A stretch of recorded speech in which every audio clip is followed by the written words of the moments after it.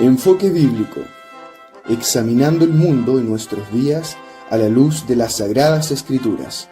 Un podcast de la Iglesia Metodista Independiente de Chile. Le invitamos a escuchar a continuación el tema El cristiano y el suicidio, con el pastor Joel Sandoval Enríquez, un exhaustivo estudio en busca de respuestas bíblicas a un problema humano creciente en nuestros tiempos. Capítulo 4. En cuarto lugar, tenemos al escudero de Saúl, quien describe el profeta Samuel en su libro primero, capítulo 31, del 1 al 6. Lo interesante es que el nombre de este escudero no aparece en la escritura y de alguna forma bien pudiese representar a muchas personas que se quitan la vida y no son conocidas. Ni siquiera se le conoce el nombre, de qué ciudad son, de qué lugar, pasan absolutamente desapercibidos. La Biblia no da muchos detalles de este hombre, solo que era escudero de Saúl. Y no hay que mirar en menos este oficio, porque en el libro segundo de Samuel, capítulo 23-37, Naharai de Beerot fue escudero de Joab, hijo de Sarvia, quien tenía parentesco con el rey David, y ocupó una posición de general. Y es más, este escudero llegó a ser uno de los valientes de David, de los 33 o de los 37, a medida que fueron muriendo algunos de ellos. También en el libro primero de Samuel, capítulo 14, versículo 1, y del 6 al 14, se habla y se describe en una buena porción bíblica de Jonatán, hijo de Saúl, y de su escudero. Y lo interesante es que subieron o fueron a una guarnición cuesta arriba, y Jonatán iba eliminando, y a los que quedaban con vida, los que iban cayendo, su escudero los remataba. Por lo tanto, tenían bastante participación, aunque no eran muy conocidos. También en 1 de Samuel 17:41 notamos que Goliat de Gat iba acompañado de su escudero, quien le llevaba las armas antes de enfrentar al rey David. Por lo tanto, era un oficio bastante común en aquel entonces. Este escudero particular, sin nombre, no lo registra la escritura, rehusó la orden de Saúl de matarle. Vio al enemigo que se acercaba y vio a Saúl provocar su propia muerte. A diferencia de los casos anteriores, no se había presentado esta situación. Este hombre sabía que no sería librado de torturas o de morir. Por ello, cayó sobre su propia espada y se mató. Eso lo describe literalmente la escritura. Se atravesó a sí mismo con su espada imitando al rey Saúl. Este hombre en verdad estaba frustrado y con pánico, bastante pánico. Estaban en plena batalla. Estaba bajo un gran choque ante la pérdida de su rey y de la batalla y del ejército que se venía encima. Con gran miedo y deprimido, al extremo, se quitó también la vida.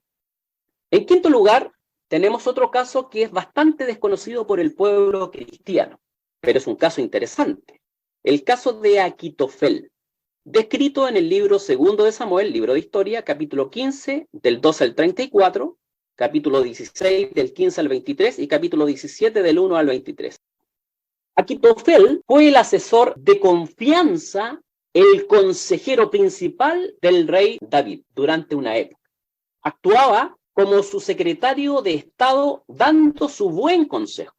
Fue siempre correcto y era uno de los amigos más cercanos de David y su mayor consejero.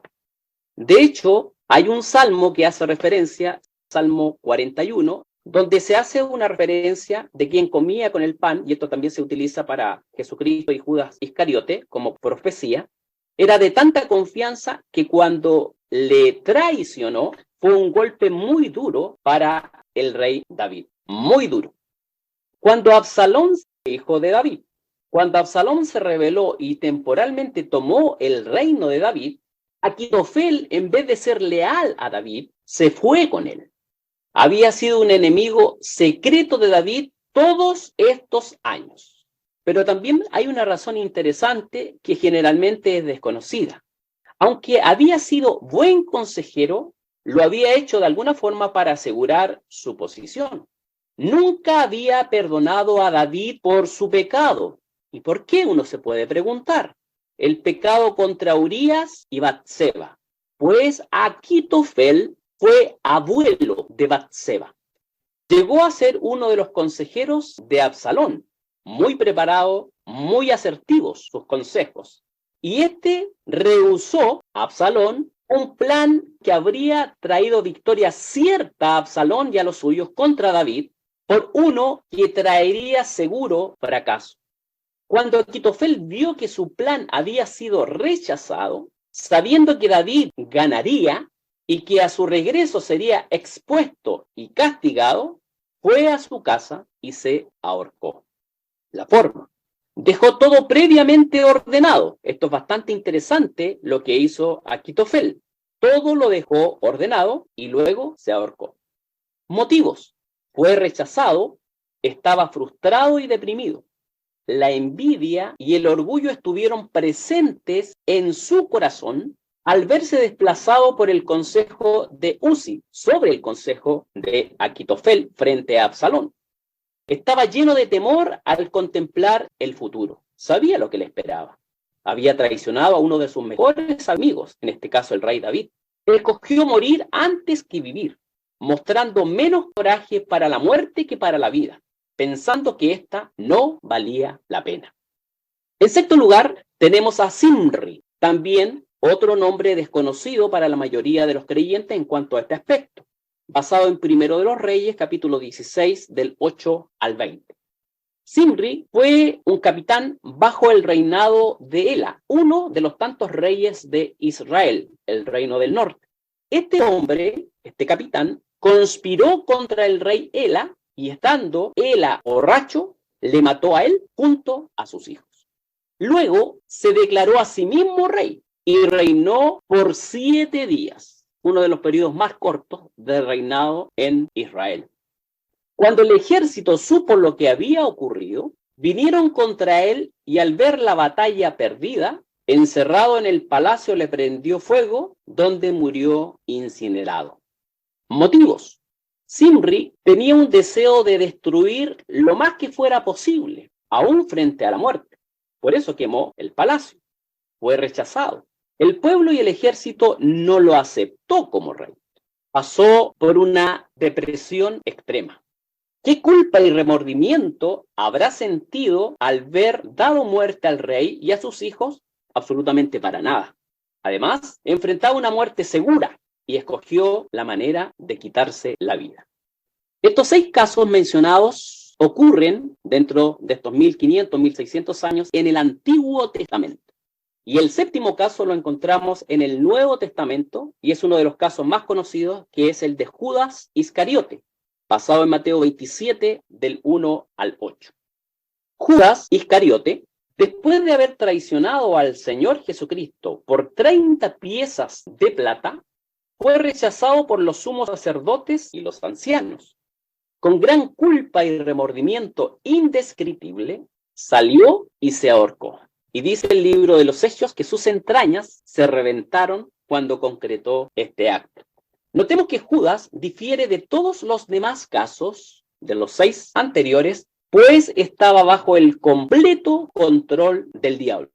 Esto lo atestigua el Evangelio según San Juan, capítulo 13, versículo 27. Por lo tanto, aquí hay una diferencia bastante extrema respecto a los 6 casos anteriores. ¿Cuál fue la forma de quitarse la vida? Se ahorcó. Recuerden que Achitofel utilizó el mismo método. Los motivos. Traicionó al Hijo de Dios. El peso de su pecado, gran pecado, de su culpa, el remordimiento y sin duda una gran cantidad de sentimientos encontrados, frustración, depresión, angustia, soledad, desesperación, entre otros, junto al control de Satanás, le condujeron al suicidio. Aquí tenemos los 7 casos que describe la Escritura con bastante detalle. 6 correspondiente al Antiguo Testamento y 1 al Nuevo Testamento. Todos varones. No se registra el suicidio de ninguna mujer. Consideremos algunas observaciones generales de estos 7 casos. En estos 7 ejemplos descritos en la palabra de Dios, tenemos las razones básicas para poder representar de alguna forma todos los suicidios. En primer lugar, todos creyeron, los 7 registrados en la Escritura, que la vida no valía la pena o que ellos no eran dignos de vivirla. Segundo, tanto Abimelech, Samsón, Saúl, el escudero de Saúl, Aquitofel, Simri y Judas Iscariote escogieron la forma de morir. Abimelech dio la orden a su escudero que le atravesase con su espada en su agonía. Samsón murió aplastado por las columnas del edificio que derribó. Saúl se traspasó con su espada, igualmente su escudero. Aquitofel se ahorcó. Simri murió calcinado por su propia voluntad en el palacio, y Judas Iscariote también se ahorcó. Todos tenían claro que la vida terminaba para ellos y solo desearon escoger la forma de acabar su vida. En tercer lugar, al menos uno, en este caso Samsón, trató de rectificar el pasado. Recuerden que había desobedecido a sus padres, había desobedecido a Dios, no había guardado los votos. Quiso de alguna forma hacer algo bueno al morir, procurando expiar de alguna manera sus errores pasados. Al menos 4 de los 7 señalados en la Escritura, Saúl, Aquitofel, consejero de David, Simri, capitán que asumió el reinado por usurpación, quien se calcinó, y Judas Iscariote, se sintieron totalmente rechazados. Saúl sintió el rechazo y desamparo total de Dios. Aquitofel sintió el rechazo en forma completa, tanto el de Dios como el de los hombres. Simri también fue rechazado. El pueblo y el ejército no lo aceptó como rey. Judas fue rechazado por los sumos sacerdotes y los ancianos. Si hubiese quedado vivo, sabía el repudio y rechazo que recibiría de los otros apóstoles fieles del Señor Jesucristo. En quinto lugar, solo uno, y aquí recalco, de los 7, solo uno fue conocido estando bajo el control del diablo. Lo atestigua el Evangelio según San Juan, Judas Iscariote. Otros bien pudieron ser influenciados, que hay una gran diferencia, por demonios o que sufriese de algún tipo de salud mental, como en este caso Saúl. Pero aquí la Escritura dice que fue poseído por Satanás, ni siquiera por un demonio, sino directamente por Satanás. Los demás bien pudieron ser influenciados, cabe esa posibilidad, o sufrir de salud mental. Aquí cabe señalar enfáticamente que un hijo de Dios, aquel que se ha arrepentido genuinamente, bíblicamente de sus pecados, los ha confesado a Dios con dolor y contrición en su corazón, ha creído por fe en la obra que Jesucristo en la cruz del Calvario, en forma perfecta, acabada y completa, realizó por él y por la humanidad perdida, y le recibe en su corazón, en su ser, en su alma, como Señor, como Salvador y como Dios de su vida, a ese se le llama hijo de Dios, no puede ser poseído por demonios. Imposible, porque le pertenece a Dios.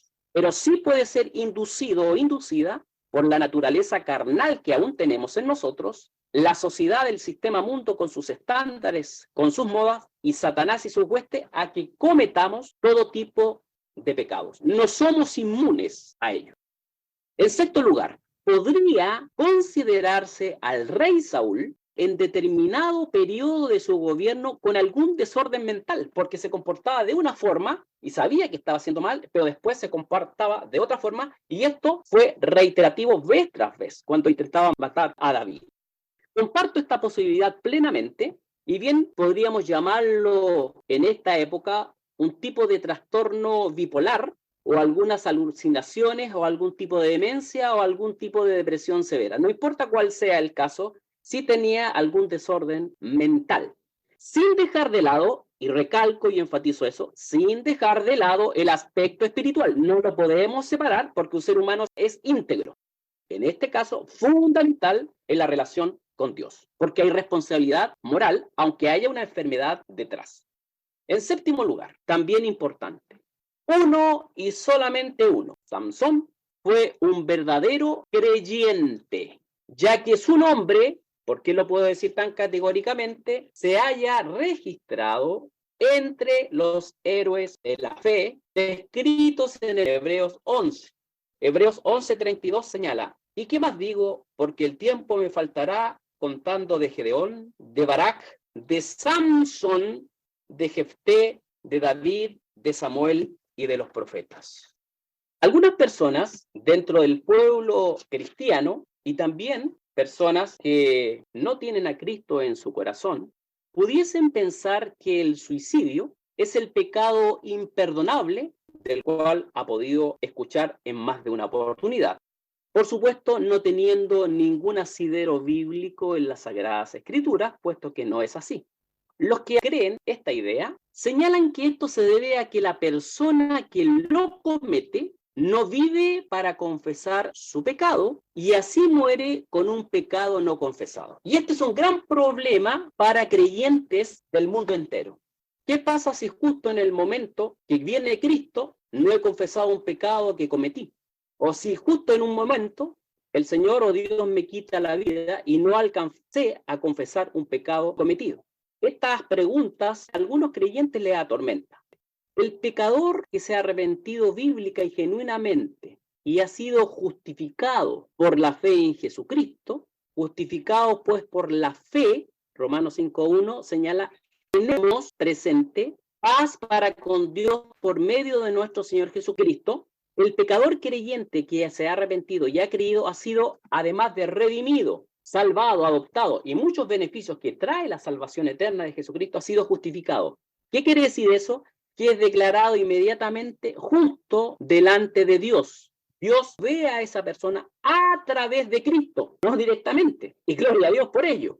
Eso quiere decir que es considerado como si nunca hubiese pecado a los ojos de Dios. Pero voy a dar más argumentos. Toda persona, al momento de arrepentirse de sus pecados, confesarlos a Dios, creer en la obra consumada, completa, perfecta de Cristo en la cruz y recibirle como Salvador, Señor y Dios de su vida, instantáneamente. Dios no hace las cosas parcialmente, hace las cosas tan perfectas, de manera instantánea, es librada de condenación eterna, porque la salvación que ofrece es eterna. La persona es redimida, comprada a precio de sangre preciosa, la de Cristo. Es regenerada en forma inmediata por obra del Espíritu Santo. Es declarada justa en Cristo. Es adoptada, por eso piensa de llamar a Dios Padre. Es sellada con el Espíritu Santo. Somos su propiedad. Es santificada y además se le ofrece vida eterna. Todos nuestros malos, horrendos y perversos pecados, pasados, presentes y futuros, son borrados y limpiados por la sangre preciosa y valiosa que derramó nuestro amado Señor y Salvador Jesucristo. ¿Por qué a los creyentes les cuesta tanto entender esto? Porque generalmente estamos tan atados a este mundo que pensamos o somos restringidos por el tiempo. Déjeme decirle que Dios no está sujeto al tiempo. Él creó el tiempo. Si estuviese sujeto al tiempo, no sería el Dios de las Sagradas Escrituras. Es soberano, es inmortal, es invisible. La salvación perfecta y acabada. Jonás 2:10 dice, la salvación pertenece a Jehová. La salvación que Dios ofrece por gracia no es temporal o circunstancial, sino es eterna. La esperanza del cielo para el creyente está fundada en la obra perfecta, eterna, acabada y consumada por Cristo Jesús en la cruz del Calvario. Pablo escribió en Efesios capítulo 2, 8 y 9. No por obras para que nadie se gloríe de ningún tipo. La salvación es por gracia y gloria a Dios por ello. Es por gracia y se basa en la perfecta obra que Jesucristo consumó en la cruz del Calvario. Mi partida al cielo cuando muera, si Dios me llama a su presencia, no depende de la confesión diaria de mis pecados, sino en el hecho de que un día me apropié por fe de la obra terminada de Jesucristo por todos mis pecados. Dios ve el corazón, conoce a la perfección a las personas. En el libro de los Hechos, Ananías y Zafira, cuando defraudaron del precio de la heredad, ellos murieron. Y no hay evidencia en la Escritura que hayan tiempo para arrepentirse. Déjeme decirle que Ananías y Zafira eran creyentes. Pero ¿cómo dice usted eso, pastor? Porque la Biblia hay que estudiarla. Ellos le mintieron al Espíritu Santo. ¿Cómo una persona le puede mentir al Espíritu Santo si no lo posee en su vida? Cuando una persona es salva, el Espíritu Santo viene a morar y es sellado. Por eso Ananías y Zafira mintieron. ¿Tuvieron tiempo de tratar de arrepentirse de los pecados? No, porque sus pecados ya habían sido borrados, los pasados, los presentes y los futuros. Y podemos pensar también en el rey Salomón, el hombre más sabio de todos los tiempos, que lamentablemente su corazón fue declinado por hacerle caso a las 1000 mujeres que tuvo, 700 reinas y 300 concubinas, que arrastraron su corazón a adorar dioses paganos. Octavo, todos los personajes descritos en la Biblia estaban espiritualmente enfermos desde un punto de vista al tiempo del suicidio. Noveno, todos estaban deprimidos. Esto fue hecho común en todos los casos, sin excepción alguna. Décimo, todos los casos descritos de suicidio involucran solo hombres, ninguna mujer. Y como les dije en las 2 primeras sesiones, en la actualidad en muchos países se salvan solamente muy pocos. La tasa de suicidios de hombres respecto a las mujeres es 4 veces mayor. Una cosa es analizar apropiadamente estos hechos bíblicos del suicidio y otra muy distinta aplicar la verdad correctamente a nuestro corazón. Todos admitiremos que vivimos tiempos difíciles, días con muchos problemas, de diferente índole, exigencias, adversidades y dificultades. Todos conocemos personas que acabaron con su vida como lo básicamente descrito aquí. En mi caso personal yo conozco 6 o 7 casos, algunos en forma directa y otros de forma indirecta. ¿Quiénes pueden llegar a experimentar depresiones extremas y crisis extremas? ¿Es usted autoinmune? ¿Tiene la Biblia una respuesta para la sociedad de estos tiempos? ¿Tiene la Biblia una respuesta para mí? Absolutamente nadie es inmune completamente a los sentimientos de depresión, crisis y pecados abominables. Dice el profeta Jeremías que el corazón del hombre es perverso. ¿Quién lo conocerá? Ni el hombre lo conoce, solamente Dios. Así que, dice Pablo, el que piensa estar firme, mire, no caiga. Y además dice Pablo en 1 Corintios 10 del 12 al 13, no os ha tomado tentación sino humana, mas fiel es Dios que no os dejará ser tentados más de lo que podéis llevar, antes dará también juntamente con la tentación la salida para que podáis aguantar.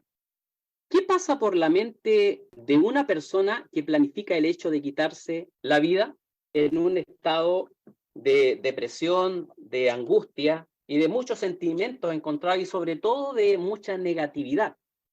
Lo que pasa es que cuando una persona planifica o intenta quitarse la vida, lo que realmente quiere es evitar el dolor intenso, que es muy difícil que nosotros lo podamos comprender si usted no ha pasado por un estado de depresión aguda. Lo que quiere la persona es evitar el dolor, el sufrimiento por el que está pasando. Quiere salir apresuradamente de ese estado de depresión. Por eso, muchas veces en forma abrupta y sin pensar, toma una mala decisión. Y como el entorno que lo rodea, partiendo por la familia, generalmente no lo apoya, no lo entiende, no le ayuda, con mayor inclinación ejecuta el hecho. Esto nos lleva a preguntarnos, ¿es importante preocuparme por mi hermano en la fe? La respuesta es contundente. Por supuesto, somos miembros del cuerpo de Cristo. Hoy en esta sociedad prevalece el yoísmo o el narcisismo. Cada uno, como bien señala Pablo, busca lo suyo propio. Todos andan apresuradamente. No hay tiempo para dedicarle a los demás. Se dedica tiempo al celular, tiempo extremo al trabajo. Muchas veces lo tienen que hacer porque tienen que sostener la familia. Tiempo en largas horas de trasladarse. Poco tiempo a la familia, poco tiempo a conversar. ¿Cuándo fue la última vez que todos almorzaron en familia? Es importante. Cuán importante es orar por los creyentes, sobre todo por los ministros, por los predicadores, por los que enseñan, por su familia, por aquellos que están pasando por el valle de sombra de muerte. puede reflexionar.